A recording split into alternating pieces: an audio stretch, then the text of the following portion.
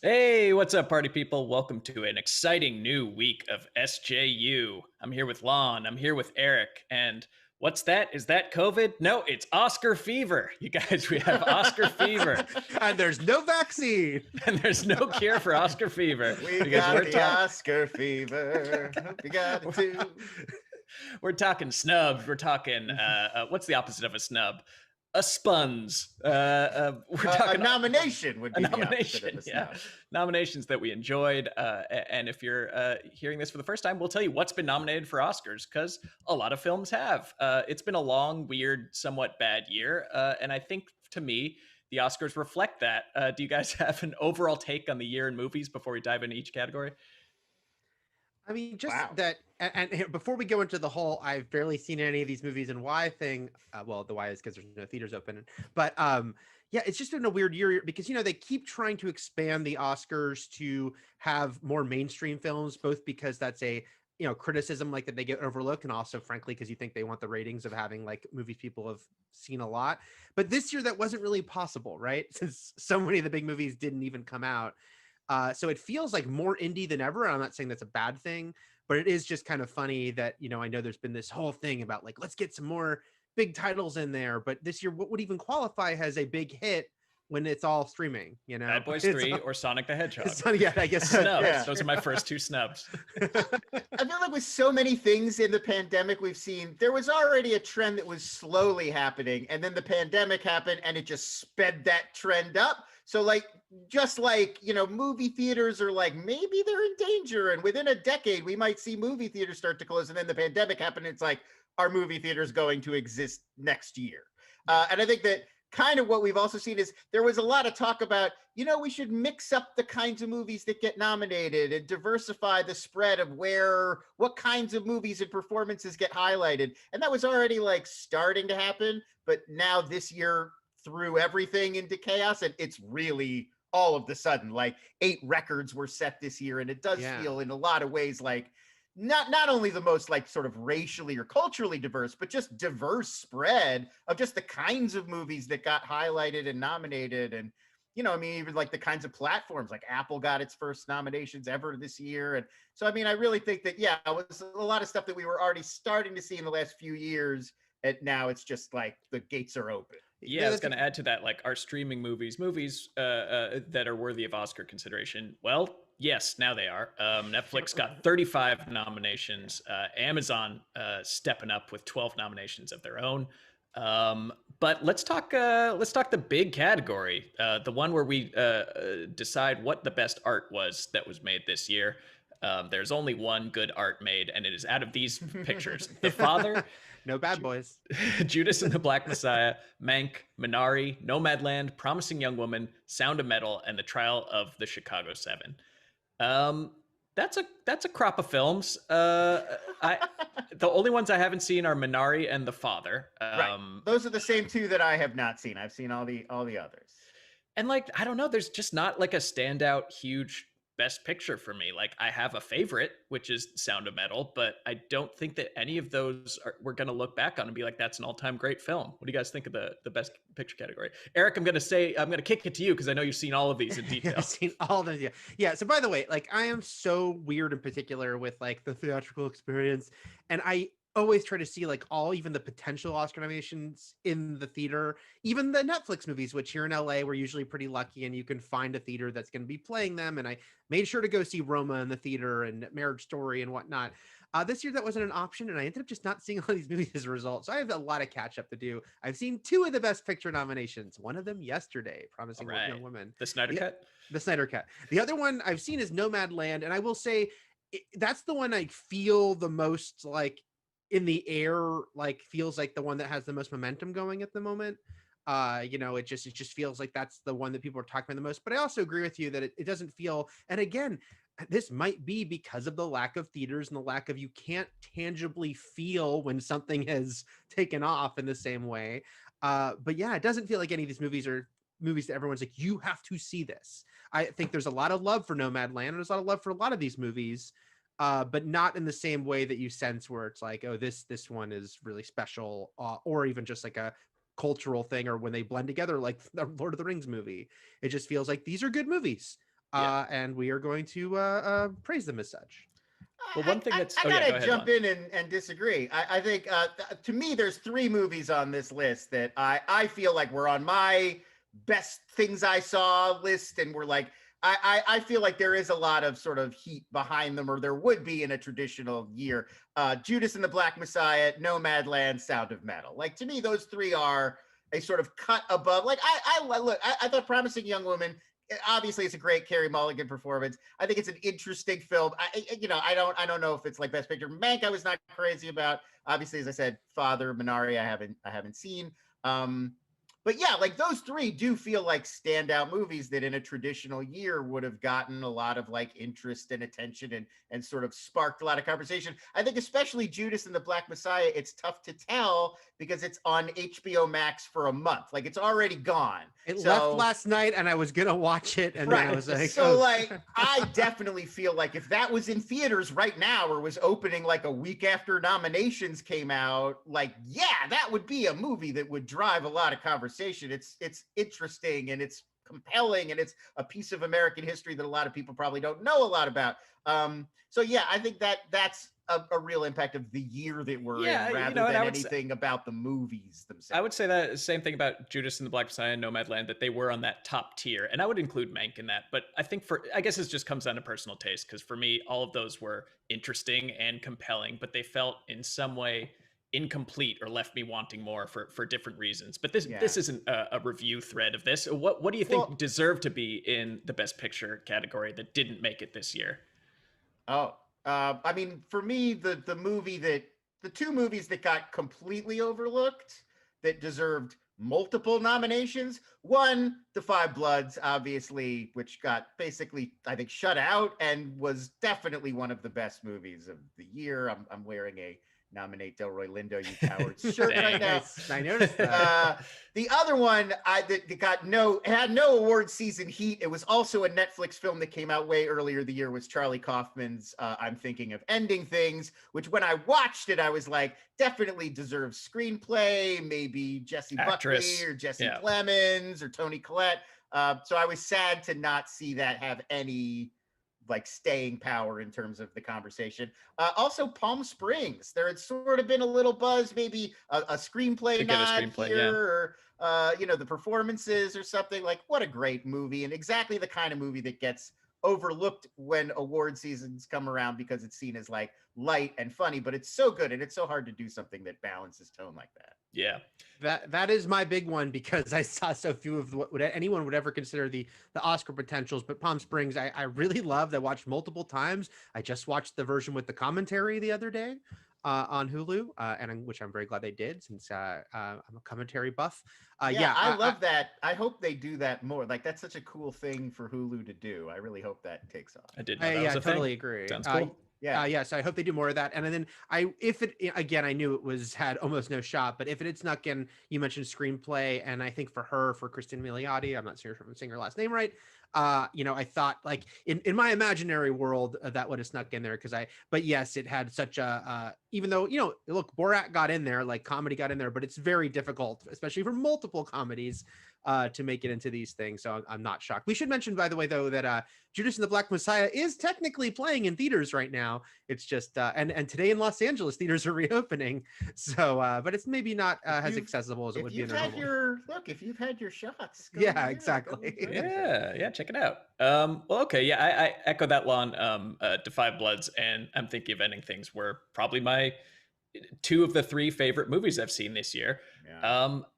Other snubs that I don't think were worthy of Best Picture. We'll get to that, because my 3rd favorite movie actually made it into Best Director another round. I thought this was just the most fun and just like a really, really, really solid, beautifully acted movie. And Best Director, well deserved. If you ever want to just get a taste, look up the finale. No real spoilers, but there is an extended Mads Mikkelsen dance sequence that closes this movie. That I think, those words going together, those words are great for me. Thomas Vinterberg, who's the director who's nominated, like a long storied career. Like, this is the culmination. He also did a great movie in 2012 with Mads Mikkelsen called The Hunt that I highly recommend. It's very dark. I don't think it's tonally similar to Another Round, but like amazing, really well done. This is like a good midlife crisis meditation on aging and masculinity and getting just a little bit buzzed all day, which I think we can all respect. But the Best Director category also made some history. The first time ever we've had 2 female directors in it, Nomadland's Chloe Zhao and Promising Young Woman's Emerald Fennell. Only the 6th and 7th woman to ever compete in the category. Zhao's the first woman of color. That's pretty sweet, right? This is this important of things to come, or is this like too little too late? Well, it's both, right? Like, because like you said, it's like so many records fell this year that were also records where you're like, isn't it sad that it took this long for that? It is sad that we're like 2 women got nominated in the same category, same direction category. So I hope, this isn't like a one-off on this. And it's great to see for, 2 great directors, but it is crazy, right? When you look and then like even, Steven Yeun getting a nomination for Best Actor and being like the first, Asian male to get that nomination. It's like Asian American, we have to say. Asian American. Asian, like there have been a few Asians. That's right. Like but Yul even Brynner, that, I think Ben Kingsley, Riz Ahmed this year also, but none of them are American. And you think about the fact that it's like, wow, how many American movies get released with like an Asian lead actor? It's and then that probably should change. So a lot of them, like, it's great to see with that strange like weirdness that 2021 and we're having these records. It feels like that should happen a while ago. The other crazy one is Viola Davis broke 2 records. One is 4 lifetime nominations, which is the most for a Black actress, but also she's the only Black woman to ever be nominated for Best Actress twice. Oh wow! It's like when you think about that, like twice, it doesn't seem like that. Just twice. Wow. Unbelievable. Yeah. Some other interesting, some weirdness going on in the Best Supporting Actor category, where Daniel Kaluuya and Lakeith Stanfield both nominated in the same movie, Judas and the Black Messiah, sparking a discussion of who's the lead. Did they get this one right? Is this art imitating life with Lakeith kind of sabotaging Daniel Kaluuya? What do you guys think? Well, the one thing I'll say, having not seen the movie, is it has been noted Warner Brothers submitted Lakeith as lead. So this was a weird decision by the Academy or their members to make this call, because it's very weird, because it does to me feel like Lakeith's character he's the protagonist. Like the movie is told via his perspective, and Kaluuya's Fred Hampton certainly is like a huge presence in the movie, and he gets a lot of screen time, but I feel like that's the supporting character. So it does feel weird. I guess they just wanted to. This was how they wanted to get both performances. Yeah, I mean, and it gets at my take on the movie, which was that it was like a fascinating examination of kind of like the structures of power at that time and this moment in politics. But for a biopic, it was pretty light on character. Like I would have preferred. I kind of disagree. I feel like what works so well about it is it's really about the relationships rather than like a lot of those movies would like Oliver Stone it, where you'd be cutting constantly to like, here's what was going on at the FBI, and here's what was going on over here. I feel like we did. We spent way too much time, as much as I love Jesse Plemons, with the FBI, and I just think it's all with William O'Neill. I don't know. Guys, I would settle this tonight if they hadn't pulled it from HBO Max last night. Oh, you're just one day short. Right. Yeah. I just would have wanted to watch I think it's kind of a rare point where I would have just wanted to watch a cradle to grave, Fred Hampton movie, because I just didn't know enough. Well, why am I stuck with this snitch? I'm not going to disagree with you there. Like, yes, I think there's also an interesting movie to be made that's just the Fred Hampton story. But I don't know. I really liked this sort of perspective on it and take, even though, yes, we're technically seeing it through the snitch's perspective. I did the one thing I wanted to circle back to that first snitch nominated for an Academy. We mentioned Tim earlier, Allen, your time is he gets a Best Supporting Actor nod and Stitches. Yeah. But we were mentioning earlier how like the streaming services getting nominations, like Apple getting their first, and that is the funny thing, right? Is like I got the press release from Disney that was touting that they got 15 Oscar nominations, including a lot for Nomadland, and they said and the first ever for Disney Plus. But it's like that weird asterisk caveat, right? Because it's they're like saying Soul or Disney Soul, Plus, Mulan, and the one and only Ivan, all produced to be theatrical films. Right. None of them were produced like to be on Disney Plus. That's just how things worked out. So it's a strange year in that regard. And speaking of the weird asterisk movie that is now Academy Award nominated, Hillbilly Elegy. Do I have to watch this now? No. No. Please. Glenn Close nominated for an Oscar and a Razzie for the same performance, which is rare. It's happened before, but it's rare. Amazing. Yeah, I think you can skip that one. Yeah. Oh my God. It's honestly, I didn't think the whole movie, there are scenes in the movie that are really cringy and embarrassing, but I didn't, as a movie, it's mostly just a pretty decently done like domestic drama about addiction. And it's really only a few scenes where they go for like a social commentary, political stuff. And it gets kind of cringy and embarrassing. Like it's not terrible. Like it's going to be fun to watch, laughably terrible. Yeah. Well, I guess that about rounds up our Oscars coverage. I'm just going to throw out a couple films that I personally loved, and I understand why they weren't Oscar nominated, but I wish they got some kind of nod. I think The Vast of Night for director, because cinematography, yeah, take your pick.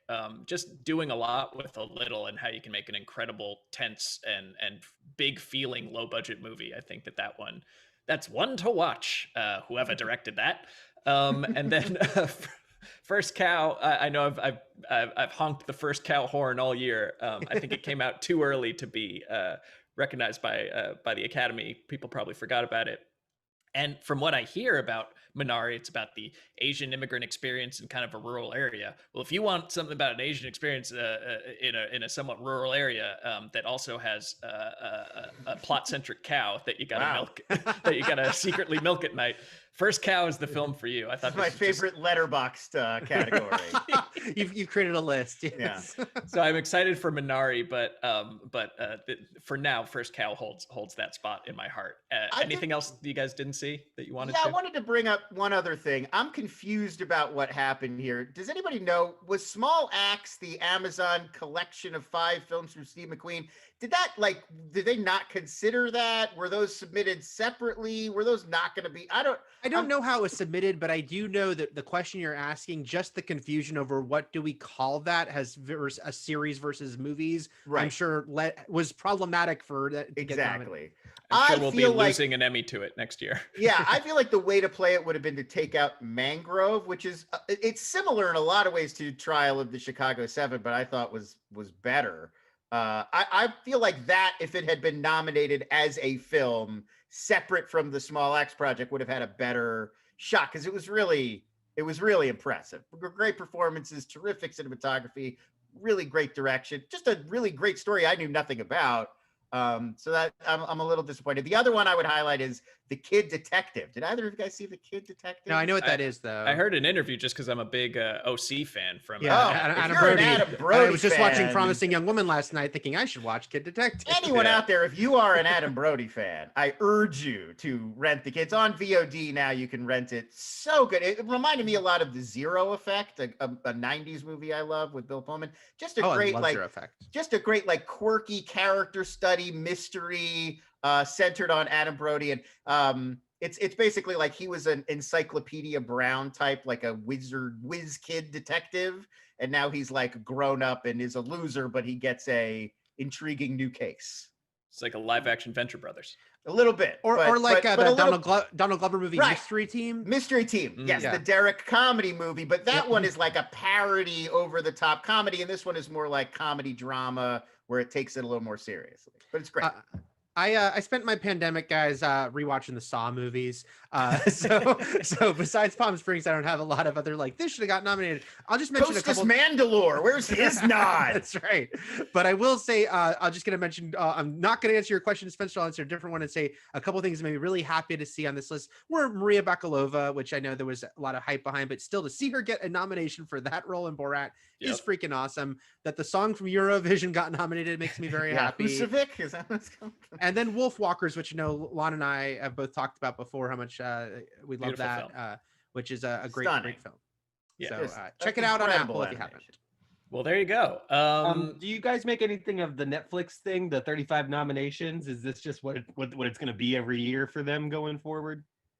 I mean, I think that. Oh, sorry. Go ahead, Eric. I was just going to say it will be on one hand with, again, the Trial of Chicago 7 was a Paramount movie sold to Netflix. There's going to be that weirdness too, along with the fact that Netflix is making sure to make movies with like very renowned filmmakers to get these nominations. Yeah, I was just gonna say they have such deep pockets compared to so many of these other companies and streamers. I mean, we saw that they had, they also had the Five Bloods that got 0 nominations. Like they're just able to like throw a lot more stuff at the wall and see what sticks than a lot of other studios, which have 1 or 2 solid bets per year, and it's like put all the chips on Nomadland. So so I feel like they've got some early mover advantage there. For sure. It frees you up when you don't have to worry about selling tickets to a movie. Right. I mean, they could knock something out like His House and just like put it out and not put any heat behind it. And like, that would be another studio's like major tentpole release. Yeah. Right. And it's weird because also Netflix has the advantage of like, if they wanted to do an Oscars campaign for something, they could just stick it on the front page for 2 months.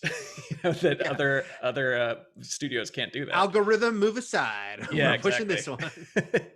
Well, yeah, like what I Care a Lot getting Golden Globe nominations. Like that's like a forgettable Netflix original. Like that's not even something you feel like they were highlighting. Yeah. So there you go. They have too much power. They must be stopped. But not us. Have an algorithm category. There should be a best algorithm category. That'd be amazing. Best recommendation. Coco Lemon wins again.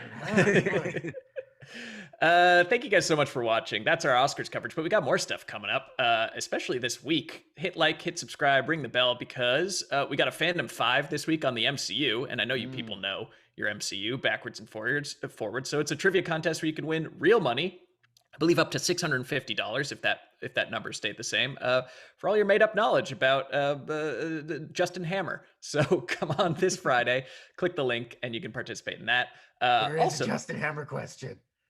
Oh, really? Yes. But it's not who is Justin Hammer. Yeah, it goes one more level. So yeah, rewatch your Iron Man 2s, and there might be a question about a certain bird. Who knows? We also have this Friday. Oh, I'm so excited about this. From 10 a.m. Pacific to 2 p.m. Pacific, we'll be rough times. We'll be spending 4 hours with a certain film, a certain cut of a certain film. That's right, the Snyder Cut. It drops on Thursday. We're gonna take time to really prepare ourselves, and we hope you will too. And you'll join us for a very special live watch along of the Snyder Cut. We're gonna press play at the same time. We're gonna watch the movie. You're gonna watch us watch the movie, because we'll have 4 hours to fill, and we're gonna have some fun stuff, some games, some activities, some things to keep your interest going, while we basically do our work writing the Honest trailer live for your enjoyment. So we're not sure exactly. Go to at least 2:02 p.m. Spencer, because it's a 4 hour and 2 minute run. Oh, excuse me. Add those 2 minutes on, of course. There's not a link yet for that, but that will be on Friday, taking place of our normal review. At some point, we will be reviewing, Eric and Roth will be reviewing Falcon Winter Soldier, maybe during the Snyder Cut. Who knows? Yes, in the middle, we're going to have them take a 15-minute break to review. Are we sure We're they're gonna not turn the watch in... along briefly. Are we positive they're not in the Snyder Cut? Because there's a lot of surprises. We're not sure. They could be in somebody's nightmare. You don't know. So what if Joker has a nightmare during Batman's nightmare? And it's about Bucky Barnes. You don't know. That'd be incredible. So we hope you'll join us for that. And we hope you'll join us for the rest of this show, because there's still more coming. In the fact, there's another Young Guns movie being made. Does anybody care? Does anybody in the panel would like to talk about Young Guns 3? Eric, take it away. I love Young Guns 2. Not a big Young Guns 1 fan, but Young Guns 2. Can I give spoilers for Young Guns 2? I think you can. I think okay. so. Yes. I mean, young me was like, "Oh my God, they killed everyone. That's crazy." But did they? Did they? Because there was a little Billy might have lived. They were going with the Billy might have lived idea. So Young Guns, except not so young. Billy made it out. I'm all for it. As far as like these, legacy sequels and bringing back people decades later, it's become, I understand at this point we kind of roll our eyes because they're doing it so much. But why not? Let's do another Young Guns and see how Billy's doing. Yeah, I feel like a lot of this is just Estevez, and it's like, all right, we got new Mighty Ducks going. Mm-hmm. What else are we doing from the catalog? It's like, Yeah, Men at Work, you got Sheen on board. Oh no, it's touch and go. Like you just gotta there's only so many other options at this point. Young Guns is right there. He kind of, I mean, I think it's probably true what he says, which is like if people see him, they're like, "Hey, I loved you in Mighty Ducks or Young Guns. You should do another one of those." So he's like, "All right, it's back for Mighty Billy Ducks." the Kid or Gordon Bombay. That's what you're doing. We need Repo Man 2, Too Fast, Too Furious. Yes, wow, I'd love to see Repo Man. Yeah, or another St. Elmo's Fire. Uh-oh. And look, I just know Bon Jovi needs to do a new song. Okay. Yeah, he does. Get him back. Okay, well, there you go. There's your Young Guns update. Thank you, Eric. I appreciate it.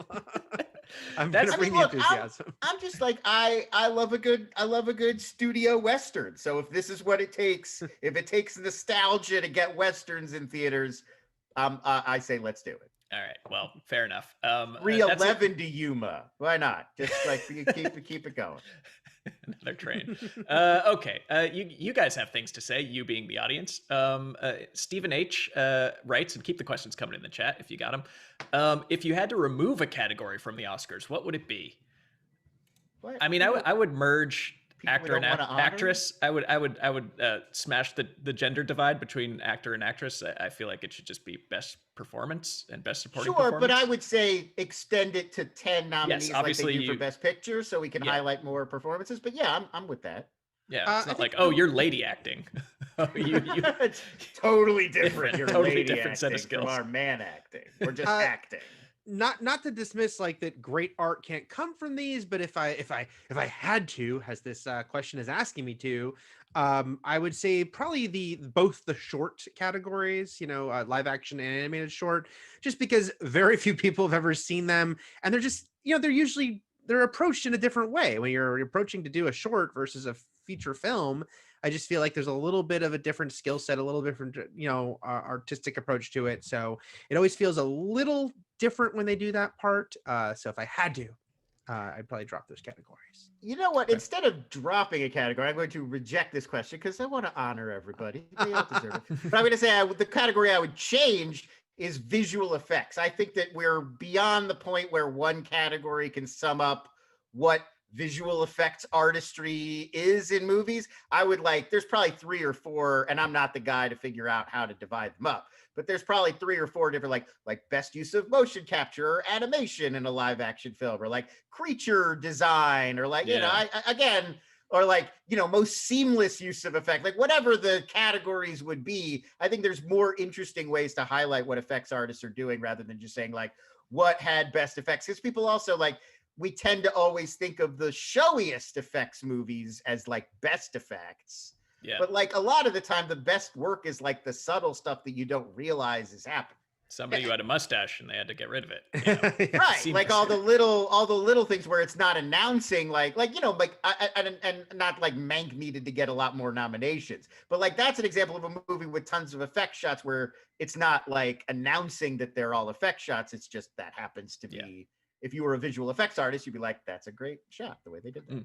Oh, to your point, also, it's as a big horror fan, I guess I'd be all for a best creature type design, because the category that always kills me is makeup and hairstyling, where it's the Queen gets nominated, but not some amazing creature effects from a horror movie, because it's just not even considered. Exactly. It's like what we think of conventionally as makeup. They made her look older. Right. I'm like, all right, good job.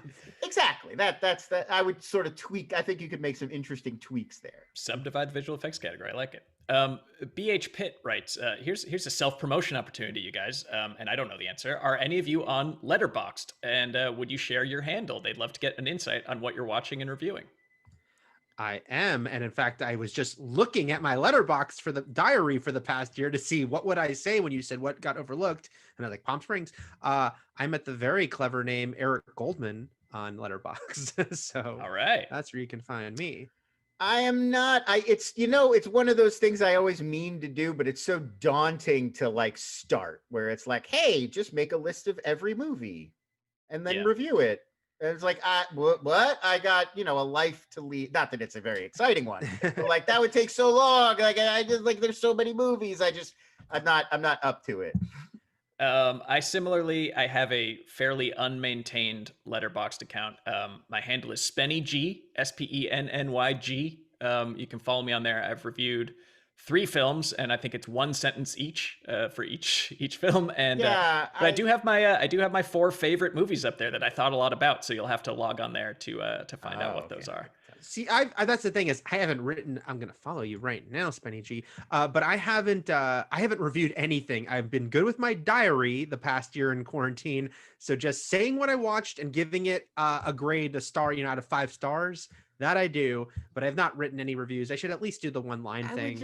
I'd want it to be accurate, so I'd want to go year by year and really highlight all the movies I've seen and liked. And it's oh good. Well, if you want to see my list of my ranking the Saw movies list, guys, it's there. There you go. I did a bunch of ranking different franchises, so there you'll find the magic. What's your top Saw? What's number 1? My top Saw is Saw 2. Saw, I like Saw 2 as well. Yeah. It got me into the series more than Saw 1 did. So. Saw 2 is pretty good. Well, Saw 1 I have a soft spot for because the first 3 I think hold up. The after 3 is where it's you're on a carousel. Yeah, and you have to do the square root of pi. My Saw 2 tangent is a press event for Saw 2. They gave me a very nice set of steak knives. Oh. And when my now wife moved in with me, and I had a very typical bachelor apartment of crappy stuff I'd inherited, but had really good steak knives, she noticed. I was like, well, that's thanks to the good people at Lionsgate and Saw 2. As opposed to now where you live in a big adult room like a grown-up. That's right. With a DVD cabinet I got from Tower Records when they went out of business. Oh, too soon. Oh, I missed that. Well, that's a bummer. But I hope you guys all had fun today on another exciting episode of SJU. We'll be back tomorrow for Honest Trailer Commentaries, then back again on Wednesday for SJU, and then probably back, we'll do something else. Oh yeah, we're doing the Snyder Cut. Baby. Yeah, we have all kinds of videos this week. Thank you so much for spending your Monday morning with us, and we'll see you later. Thanks for watching. Bye-bye.